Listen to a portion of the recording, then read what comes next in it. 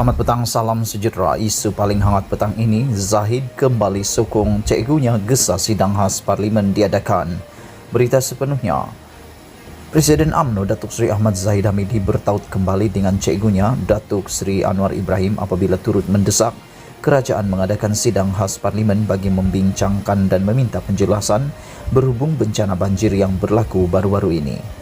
Kedua-duanya yang bersahabat baik di dalam UMNO sejak tahun 80-an lagi kembali mengeratkan dan menyusun strategi untuk cuba membawa UMNO dan PKR bersatu di bawah kemah besar.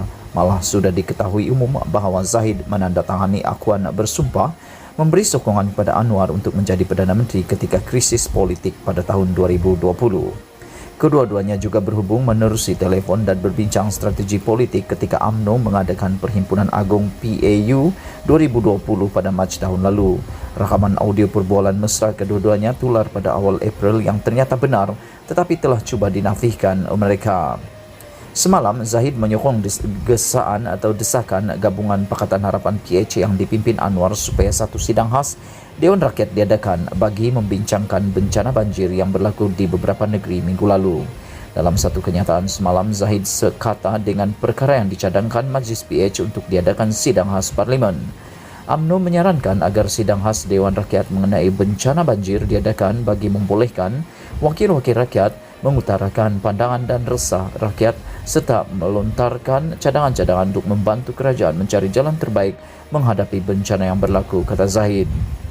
Pada 31 Disember lalu, Majlis PH menggesa Perdana Menteri Datuk Seri Ismail Sabri Yaakob mengadakan sidang khas Parlimen bagi memberi penjelasan penuh berhubung dakwaan kegagalan mengurus bencana banjir yang melanda negara baru-baru ini.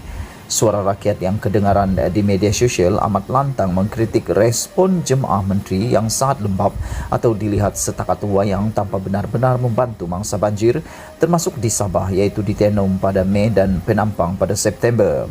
PH juga menggesa agar kerajaan menasihati Yang di-Pertuan Agong untuk menubuhkan satu suruhanjaya siasatan diraja mengenai banjir iaitu bencana yang disifatkan mengguris hati, membabitkan kerugian harta benda yang besar dan mengorbankan hampir 50 nyawa.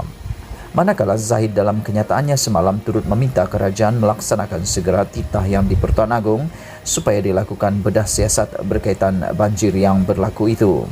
Dengan angka korban yang begitu tinggi berbanding banjir besar yang pernah melanda negara pada tahun 1971, 30 orang, dan 2014, 21 orang, tentunya memerlukan kerajaan keluarga Malaysia melaksanakan segera saranan titah Yang di-Pertuan Agong agar dilakukan postmortem bencana banjir, kata Zahid.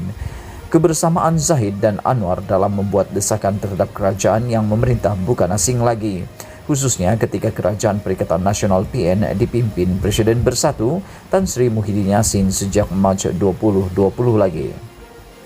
Tindakan Zahid membawa 14 ahli Parlimen MP UMNO mengkhianati Muhyiddin dengan menarik sokongan kepada Kerajaan PN mendapat restu Anwar yang dijanjikan kerusi Perdana Menteri oleh Zahid. Malah Zahid bersama rakan kepercayaannya Datuk Seri Najib Razak mengajak beberapa MP UMNO lain untuk menandatangani akuan bersumpah menyokong Anwar sebagai Perdana Menteri. Namun setelah PN serta beberapa calon bebas memberi sokongan penuh kepada Ismail Sabri dan dipanggil ke Istana Negara, Zahid menukar arah, tidak menyokong sokongan, tidak memberi sokongan kepada Anwar. Sekian isu hangat petang ini. Jangan lupa tinggalkan komen anda. Sila tekan butang subscribe dan tekan butang like. Malaysia kita punya, kita jaga sama-sama, cintai Malaysiaku. Kita jumpa lagi. Bye-bye.